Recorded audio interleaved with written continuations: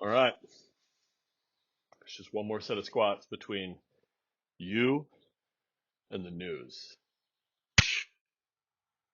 Andre Bagansky, decrypt. Coinbase asks a U.S. federal court to force the SEC to respond to a petition Coinbase filed in July 2022 demanding clearer crypto regulations. Certainly falls under the umbrella of crypto malarkey, but is Coinbase in the wrong here? Is Coinbase behaving poorly as a, commercial concern? It requested that the federal government clarify the law with regard to the type of business that Coinbase is in almost a year ago and has got nothing in response. So while we could look at Coinbase and say, y'all are just selling snake oil, it's, if this weren't a crypto business, right? And they had made a formal request to the federal agency which is responsible for setting the rules and regulations around which business gets done, and they didn't have sufficient clarity a year after formally requesting sufficient clarity. Like this, it's more a sign of dysfunctional state authority, I think, than anything you would label as crypto malarkey. So good for you, Coinbase. Keep doing what you're doing. Jordan Pearson, Vice. Elon Musk seems to have revealed a burner Twitter account at Erman Musk, created in November of 2022 and featuring bizarre tweets like, quote, "Do you like Japanese girls?" unquote. Related, Matt Binder, Mashable. Elon Musk posts a screenshot showing 24.7 thousand Twitter subscribers, or around 0.018% of his 136 million followers, paying for access to tweets, spaces, and more, earning him around $100,000 a month. It's surely tempting to focus on the idea that Elon has a burner Twitter account and that he may be compelled to use it to say bizarre things, but does the guy really need an alternative Twitter account in order to say bizarre things? I don't think so. What's much more interesting, though, is this sliver of his admittedly completely atypical, outsized following on Twitter generating a significant amount of money. Is that statistic more than likely something that was selected because it makes Twitter's value proposition look as good as it possibly can? Yeah, I'm sure. But it's highlighting a really important aspect to the evolution of these tools, which is the 1% of users, the 5% of users, the 20% of users who have significant or outsized or disproportionate audiences ought to be able to monetize that audience. And the fact that it's so rare amongst the social media tools that exist today is a fault of all of those businesses, as far as I'm concerned. YouTube is the only one that figured this out a long time ago. And maybe that's because of what the media type is, or maybe that's because the, Susan Wojcicki and her crew, as YouTube was evolving into what it is today, understood that their fundamental competition was television. They understood that the cost to produce a YouTube video can become significant as compared to the cost to produce a clever tweet. But strip all those differences away, and I think you're still left with something really important, which is Elon appears to understand that a significant part of the value proposition, if you are a member of that sort of top 20% of the users in the system, should be it should put some money in your pocket, right? I mean, I think I said this, maybe it was some point in this year, maybe it was last year. The mark of is Twitter Blue worth the $8 a month is not the functionality is worthwhile to the point where I want to pay $8 a month because I use Twitter enough that improving its functionality is worth the financial trade-off for me. Although I think that's a perfectly reasonable case to make.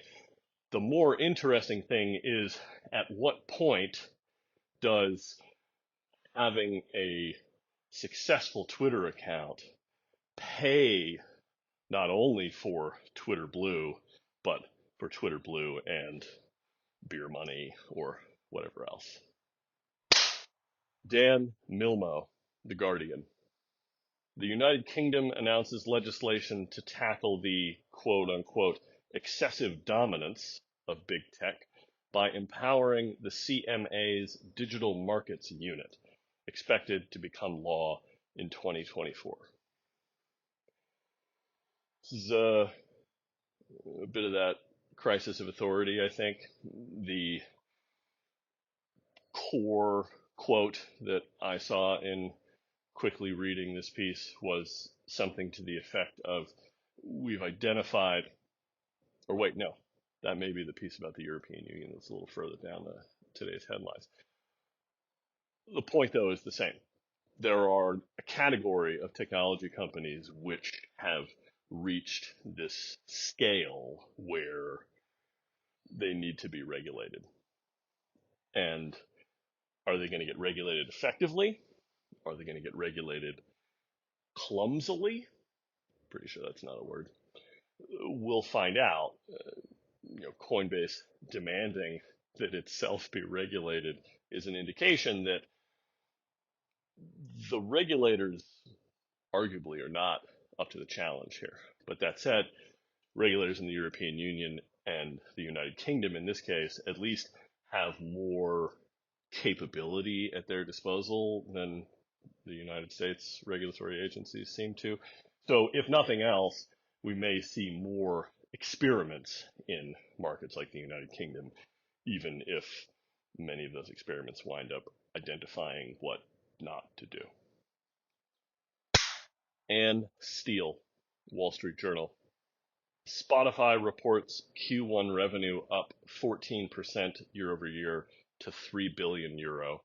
Ad revenue up 17% year over year to 329 million.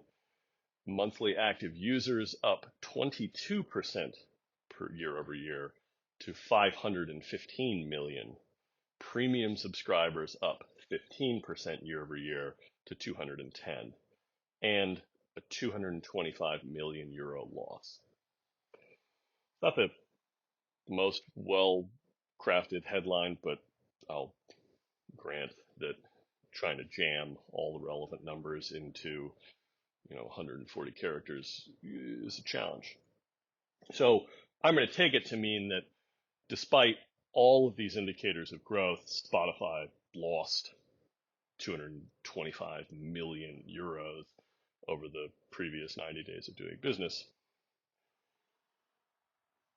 At what point do we start to view Spotify, if not Apple Music and any of Spotify's other competitors, as these sort of arms of the recording industry? I was driving my son to school today, and it occurred to us that we should see just how difficult it is to become an artist listed in these systems and make our own goofball songs, just so that we can send people links to our goofball songs. The idea, though, that year over year monthly active user growth can still surpass 20% this late into Spotify's existence, I think is heartening. right? We're slowly migrating uh, more and more, I suppose, of the global population to the idea that more or less all recorded music is available in one of a handful of you know, software experiences. And I think that's a good thing because owning the recordings of music as an end user, it just feels anachronistic at this point. But Bloomberg, South Korea indicts Terraform Labs co-founder Daniel Shin and 9 others on multiple charges and freezes around $184.7 million in assets from them so far. Another example of the regulators possibly regulating. Terraform, of course, imploded in spectacular fashion last year, another casualty of crypto malarkey. So it will be interesting to see whether the South Korean uh, government, the South Korean judicial system, can set something of a precedent, right? Strictly speaking, that's not how legal precedent works, but it's how human beings work. So if the state in South Korea can make a case that a particular set of behaviors that Daniel Shin and the other Terraform co-founders can be proved to have engaged in, that may provide some input into how regulators in the United Kingdom or the European Union or the United States also think about other crypto related or crypto adjacent businesses. And that would be a good thing because while there is true utility in crypto, I believe, there's a tremendous amount of malarkey and we got to deal with it. John Porter, The Verge. WhatsApp expands its multi-device feature to let the same account be used across multiple smartphones, a long requested feature. This is an important story, I think, because it illustrates the, if we give WhatsApp the benefit of the doubt, the difficulty in doing state of the art security in software well. My suspicion is that it is an architectural complexity to allow multiple devices to be in the same, sort of end-to-end encrypted loop, and that's why this took so long. But that said, we've got to raise the floor of how human beings use the internet and applications built on top of it to communicate, to have end-to-end encryption baked into the system. It needs to be as standard a feature as, I don't know, the ability to type, the ability to send an image. Like, it needs to be there.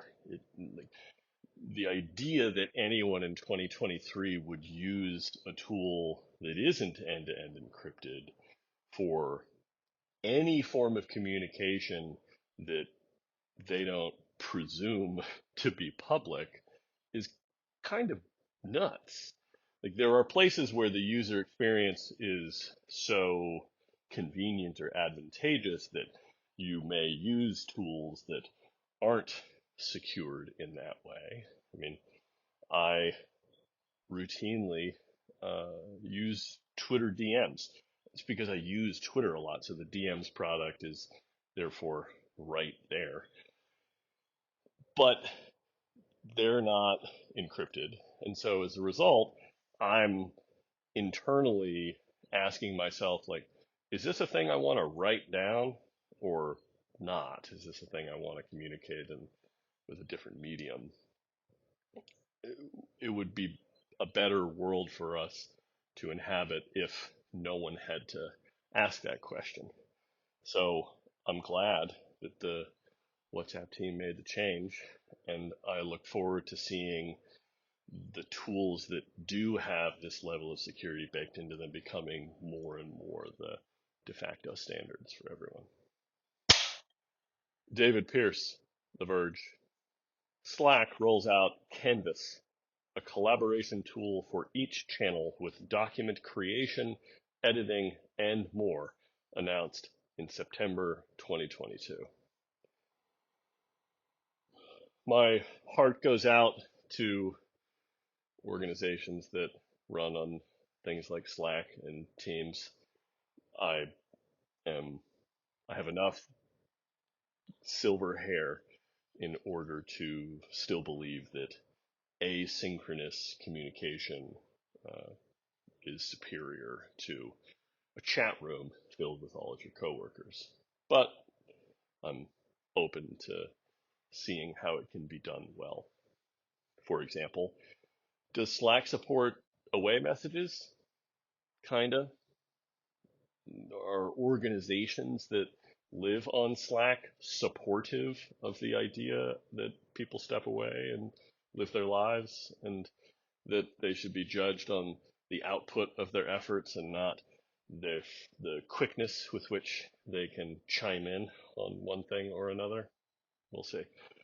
But the idea that they now have the ability for any given channel in a Slack instance to effectively do document creation and collaboration, I'm reminded of something that I feel like I heard from either Steven Sinofsky or Benedict Evans years ago. Eventually, every piece of enterprise software swells to contain every possible feature of every other piece of enterprise software. And while on its face that might sound silly, what you have to consider is that once you have a sufficiently large install base, which I would hope that Slack does, I don't know, every one of these features can have hundreds of thousands, millions, hundreds of millions of people who rely on that particular slice of the feature set every day. And that's why, in some sense, if you're building an enterprise software tool for scale, the way Slack is, you almost have to do this. So hopefully it helps some people in their laptop jobs. Andrew J. Hawkins, The Verge. GM's Cruise says it is now operating its quote unquote small fleet of driverless robotaxis in San Francisco 24/7, expanding to daylight hours. The unit lost $561 million in Q1. Is $561 million a lot of money? Yes. Does it represent a material piece of GM's balance sheet? No. Is it strategically necessary for General Motors to make inroads into what will determine the vehicles that are on the road 5, 10, 20 years from now, which is to say the capability for those vehicles to observe the environment around them such that they can behave more safely on the road than if we were simply relying on the human being holding the wheel with their feet on the pedals to do all of that work?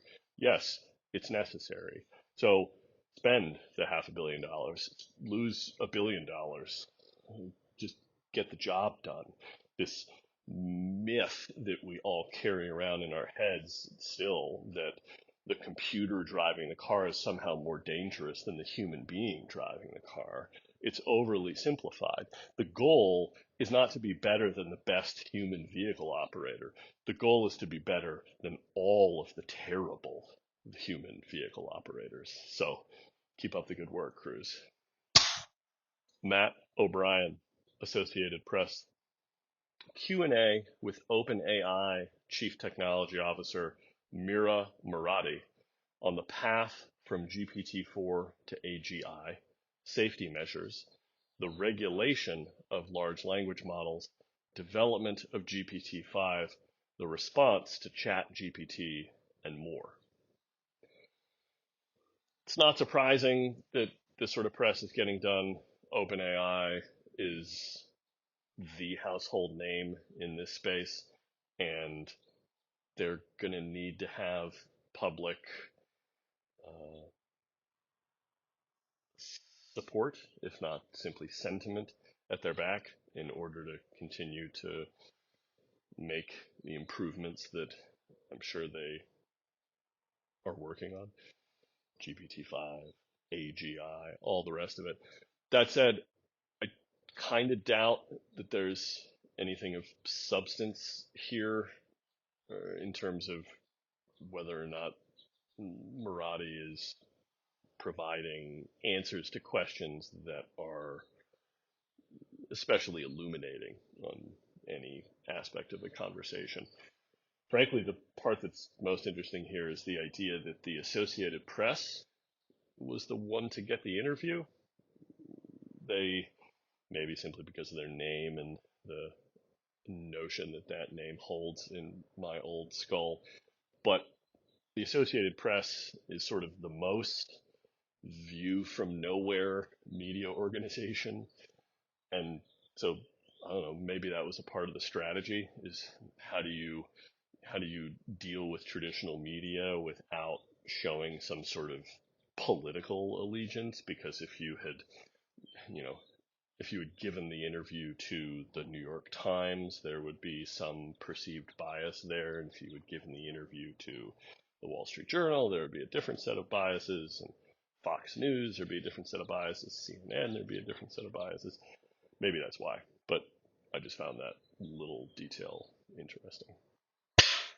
Chloe Zhang, Vice.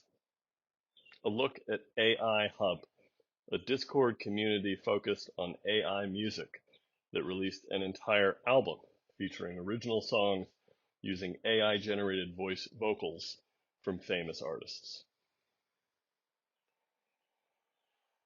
This is Nothing is Real. It feels like the right category here. Isn't it original song? Sure. Someone used whatever tools they were available to them to craft a set of lyrics, and then used a different set of tools to produce a recording of the performance of those lyrics with some instrumental accompaniment behind them, therefore creating a song.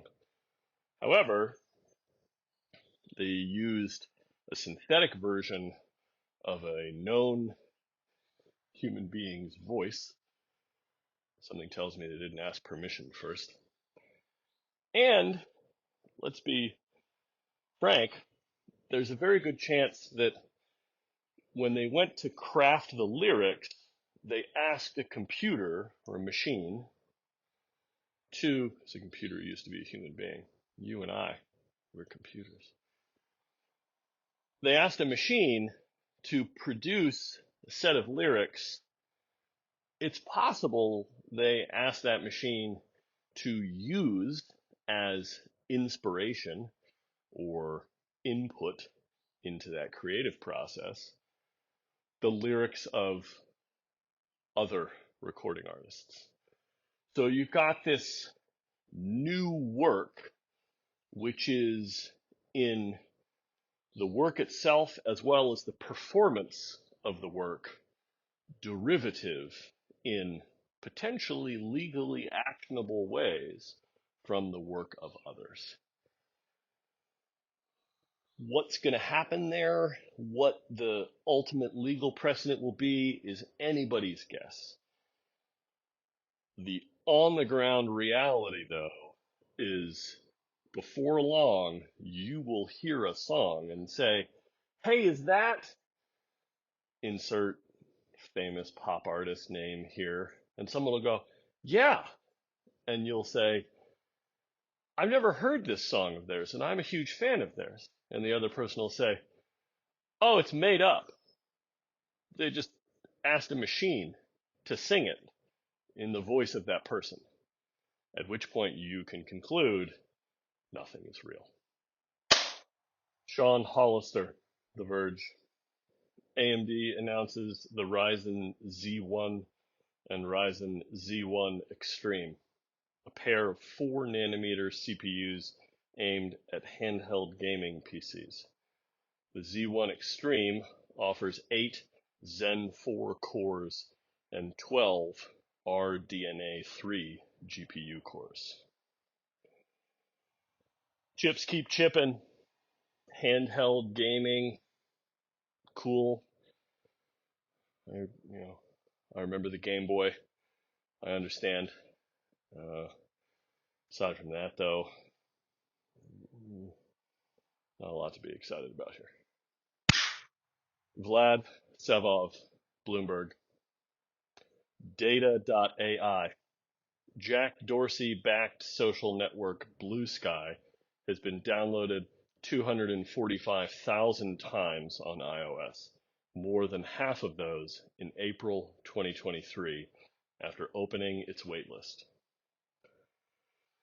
It's not surprising. My experience using Bluesky, I feel like I need to write about this in some intentional way because it's meaningful. But lumping Jack Dorsey in with it is a thing that's probably worth spending a minute on here. The company is a public good LLC. It is incorporated in the state of Delaware, where being a public good LLC is legally meaningful. And it has a CEO and a board of 3 people.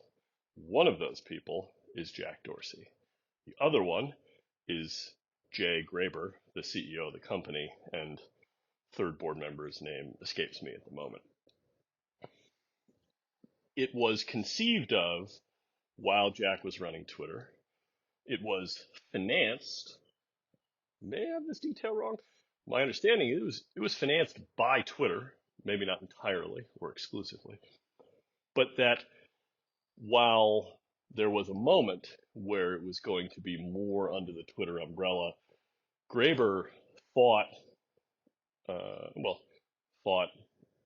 held their ground, I think very rightly so, to make sure that it was an independent legal entity and that it took no direction from Twitter as a legal entity. And that's a good thing because they are now free to build what looks like today, if you use it, a mediocre Twitter clone. But if you educate yourself on the underlying technology that brings that mediocre looking Twitter clone to life, I think it's difficult to come to any other conclusion, but this is the best chance we've seen so far at pushing the state of the art of social media forward and evolving beyond. There are these large networks where everybody comes to converse and transact and express themselves, but that they're owned and controlled by corporate entities, because that's not what this is going to be. And while Jack may have the ear of the leader of the team, there's no control that he can, strictly speaking, exert. So I remain optimistic. Abner Lee, 9 to 5 Google. Google updates Google Authenticator for Android and iOS with a new icon and Google account synchronization, letting users back up their 2FA codes to the cloud. Backing up your 2FA codes to the cloud can sound somewhat oxymoronic, but I don't doubt Google's ability to engineer this capability of Google Authenticator appropriately, such that Google doesn't have the ability to decode your vault and see your keys. And that, to me, is the thrust of this story that's important. We're entering, I think, an era of being online where each user holding, or at least intellectually being responsible for their keys, has never been more important. And that usernames and passwords, while they may stick around for a very long time, they're not the only way to deal with authentication to one system or another. And depending on who you talk to, they're not the best way.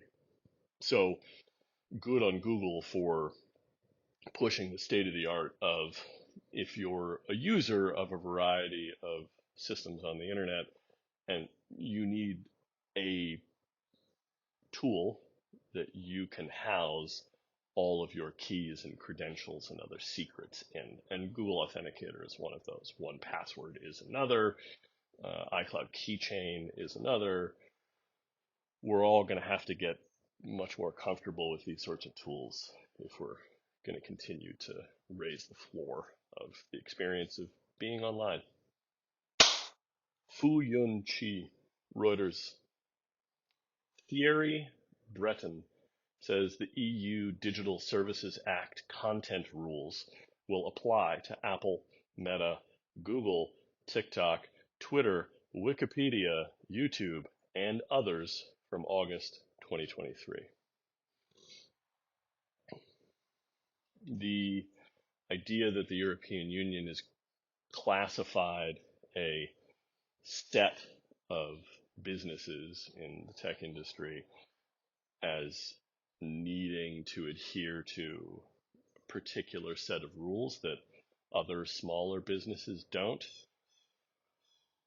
Contentious, I'm sure, but again, as I said earlier with regard to European Union regulation, and actually this was the story where the quote, which I'm now going to clumsily paraphrase, was these businesses are systemically meaningful. I think those were the words that were used, and therefore need to be held to a different standard. Basically, it was, these are the tech businesses that are too big to fail, and that we can't trust to self-regulate. Again, you can have your opinion on that thesis, but I simply look forward to the evidence that comes out of running these sorts of regulatory experiments, because somebody needs to. Xerox Newsroom. Xerox donates the Palo Alto Research Center, which the company founded in 1970 and spun out as a wholly owned subsidiary in 2002, to the nonprofit SRI International. I'm fairly certain that they're talking about the Stanford Research Institute, SRI. If you're not familiar with SRI, that's a worthwhile piece of Wikipedia reading to go do. If you're not familiar with PARC, I'm shocked that you're hearing me say this right now. How you could choose to pay attention to the tech industry and not know that particular piece of history is surprising. But I hope that maybe this might signal PARC becoming something of a, I don't know, a museum, like a public site where people who are interested in the history of this industry can go and educate themselves. I think that'd be cool.